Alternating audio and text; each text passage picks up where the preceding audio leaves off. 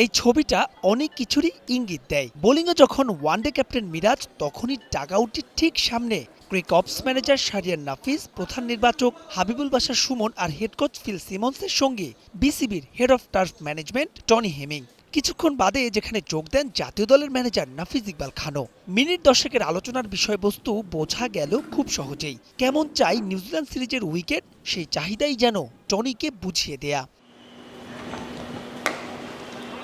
তবে ব্ল্যাক ক্যাপদের বিপক্ষে উইকেটের ধরন কেমন হতে পারে তার একটা ধারণা পাওয়া গেল নিজেদের মধ্যে খেলা প্রস্তুতি ম্যাচে। প্রথম ইনিংসে টিম এ তুলেছে 292, তবে স্পটলাইটে যিনি ছিলেন সেই ব্যাট প্যাচের মধ্যে থাকা সাইফ হাসান 10 অন 10, 133 বলে 138 রান, 6টা চার, 8টা বিশাল ছক্কা। চৈত্রের শেষ দিনের কাঠফাটা রোদ্দুর। নিউজিল্যান্ড সিরিজের সময়ের সঙ্গে মিল রেখে ম্যাচ শুরু ঠিক 11টায়। তাতে সাইফ সফল হলেও ব্যর্থ তানজিদ তামিম। লিটন দাস আর তৃতীয় হওয়া তাওহিদ হৃদয়ের আউটও আরও দৃষ্টিকটু।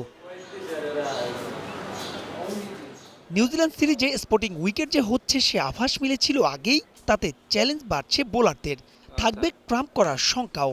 তবে পেশাদার বলেই নিজেদের সেভাবেই প্রস্তুত করার চেষ্টা। ব্যাটিং উইকেটেও আফিফ হোসেন ধ্রুব করেছেন 34 রান, অধিনায়ক মিরাজ 20 আর নিউজিল্যান্ড সিরিজে না থাকা তানজিম সাকিব 27। তবে ফোকাসটা ছিল যার দিকে, সেই সৌম্য সরকার বি দলের হয়ে ঠিকই রান পেয়েছেন, 50 তুলে ফিরেছেন 55-তে। এর বাইরে শামীম পাটোয়ারি করেছেন ইনিংসের দ্বিতীয় সর্বোচ্চ 31। পাকিস্তান সিরিজের মতো নিউজিল্যান্ড সিরিজেও পেসারদের নিতে হবে বাড়তি দায়িত্ব। তারই এক ঝলক দেখালেন তাসকিন আহমেদ, নিলেন 4টা উইকেট। মঙ্গলবার অনুশীলন নেই কারো, বুধবার থেকে আনুষ্ঠানিক প্রস্তুতি শুরু দু দলেরই। মাহবুব রিমন, স্টার নিউজ, ঢাকা।